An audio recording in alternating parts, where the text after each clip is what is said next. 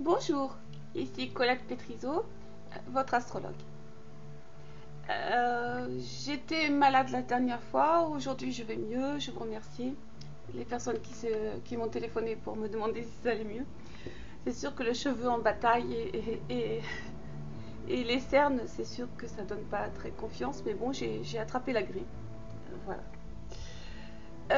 Me revoilà en pleine forme pour vous annoncer la nouvelle lunaison qui aura lieu le 16 février. Et voilà. En astrologie, chaque moment est important. La roue cosmique tourne et marque certaines heures, comme les planètes et les luminaires, le Soleil et la Lune, dont nous allons parler aujourd'hui. Ils poursuivent leur course dans le ciel et forment des configurations en alternant des faveurs, des événements, des rencontres. Cela donne une signification, un sens, un message pour quelques minutes ou pour une époque plus longue quand il s'agit de transit de planètes lentes. Chaque fraction de temps a sa raison d'être. En étant astrologue, nous traquons et nous interprétons les transits qui passent.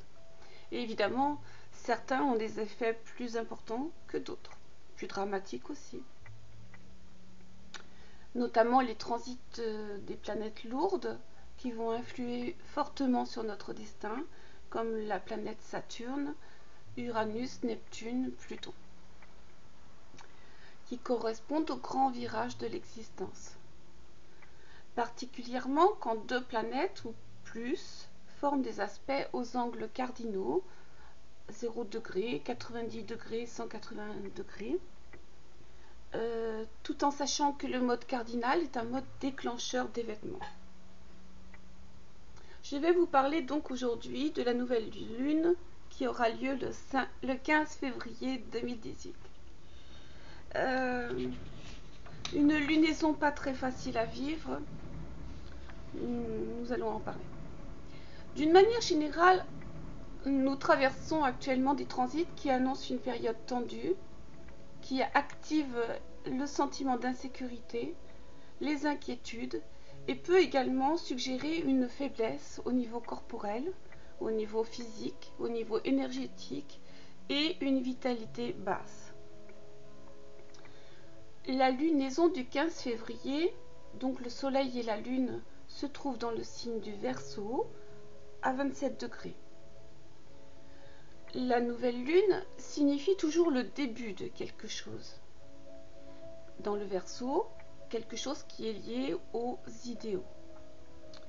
Le Verseau est concerné par ce qui arrive au groupe, concerné par le bien-être social, par la fraternité, par les sciences, les inventions, je vais y arriver, toutes les découvertes qui améliorent la condition humaine pour les générations à venir.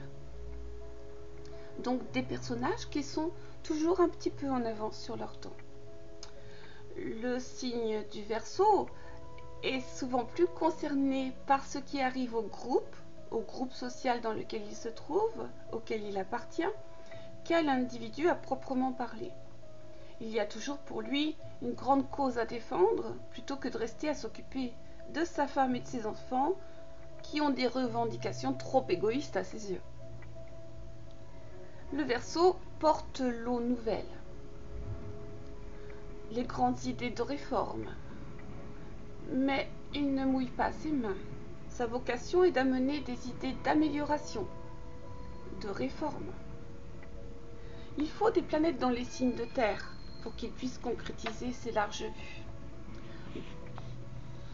Ou alors un conjoint, un partenaire très terrien, ancré dans la réalité. Cette nouvelle lune du 15 février porte en elle-même tout un paradoxe, car elle correspond à une éclipse du Soleil. D'un côté, nous avons des revendications sociales qui visent à améliorer les conditions de l'homme, de la femme, du travail, et de l'autre, nous assistons à une éclipse du Soleil. Un véritable paradoxe. pour information, quand dans la langue française, on utilise le verbe s'éclipser, cela signifie que l'on part furtivement, on apparaît, on disparaît de manière intermittente. L'éclipse entraîne un recul, une prise de conscience, mais pas encore une réalisation concrète. Pour parler plus simplement, les revendications sociales ou l'envie d'aller vers un mieux-être apparaissent et disparaissent furtivement. Il y a en nous actuellement une grande capacité à se sacrifier dans le but d'obtenir une satisfaction dans le lointain. C'est comme si cette énergie du renouveau n'était pas encore mûre pour une vraie révolution, pour une vraie réforme de fond. Cette lunaison Verseau est également conjointe au nœud sud, donc elle est liée à des choses du passé. Elle indique qu'il n'est pas facile de se libérer de certaines images du passé, il n'est pas facile de terminer de vieilles histoires. Le nœud sud, c'est l'héritage du passé, ce que nous n'avons pas réussi. Maintenant, dans quel secteur, quel point de votre carte se situe le signe du Verseau et ses 27 degrés? Dans quelle maison? C'est là que nous assisterons au point qui sera éclipsé. Comment cela va se manifester dans votre vie? J'aimerais entendre vos commentaires, s'il vous plaît, à ce sujet. Et je vous remercie chaleureusement pour toutes les personnes qui m'envoient des commentaires, de manière à ce que je puisse regarder dans votre thème ce qui arrive. Je peux très facilement faire votre thème astrologique juste à la fin de cette vidéo et vous la transmettre. Donc laissez-moi vos coordonnées. Donc l'éclipse peut tomber dans la maison 1. La maison 1, c'est la personnalité, le masque social. Donc il y a comme une manière un recul d'une certaine manière.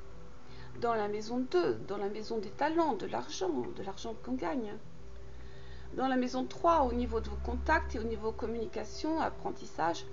Par exemple, dans la maison 2, ce que je disais auparavant, vous pouvez avoir des clients qui vous téléphonent et puis hop, ils se rétractent et puis ils viendront plus tard. C'est une éclipse. Donc au niveau 3, dans la maison 3, c'est au niveau de vos contacts, au niveau communication, au niveau apprentissage.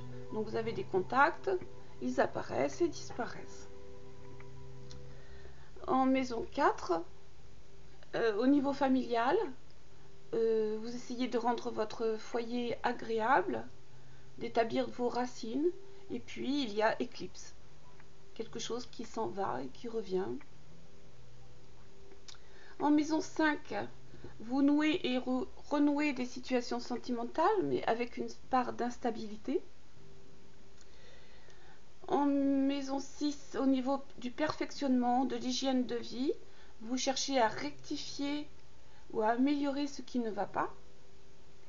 Mais donc comme une maladie qui vient et qui repart, qui reste dans l'ombre et qui revient.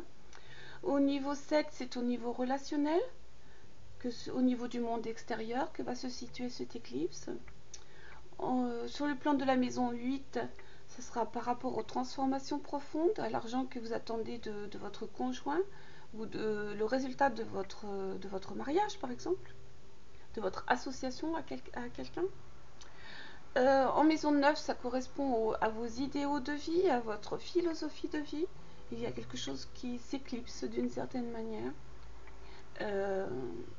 Vous tâchez d'agrandir votre vie par l'étranger ou par des croyances étrangères. Et puis les étrangers s'éclipsent et reviendront plus tard.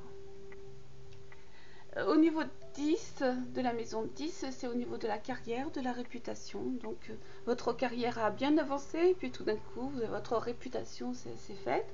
Et puis tout d'un coup, elle repart en arrière d'une certaine manière. En maison 11, c'est la maison des projets, des groupes et des relations amicales. Et donc, il faut s'attendre aussi à des petites perturbations. En maison 12, c'est au niveau de la dissolution. Donc, Vous essayez de sortir la tête de l'eau, mais malheureusement, vous retournez légèrement en arrière dans un espèce de va-et-vient émotionnel assez dur à vivre. Et vous perdez d'une certaine manière le contrôle, ce qui n'est toujours pas facile. 3 jours plus tard, après le 15 février,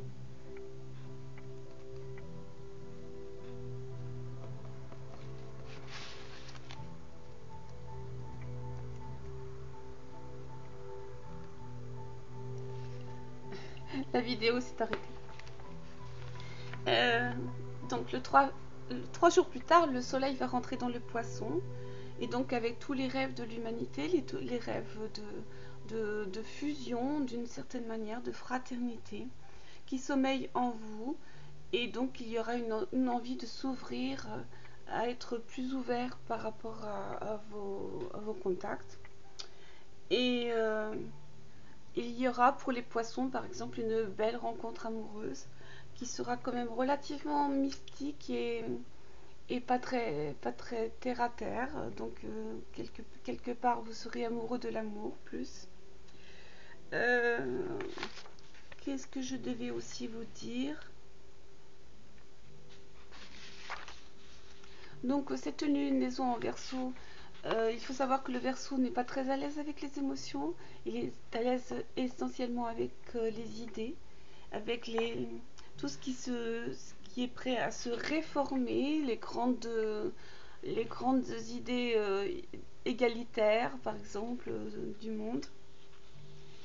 Mars se trouve en Sagittaire, donc il donne de l'expansion à notre action. Donc nous avons quand même une belle énergie ce mois-ci.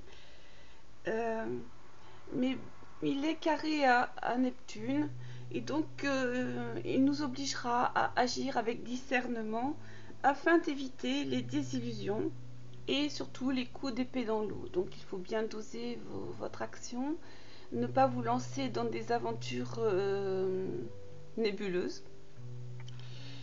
Nous avons pratiquement toute l'année Jupiter en Scorpion qui est en sextile à Pluton en Capricorne.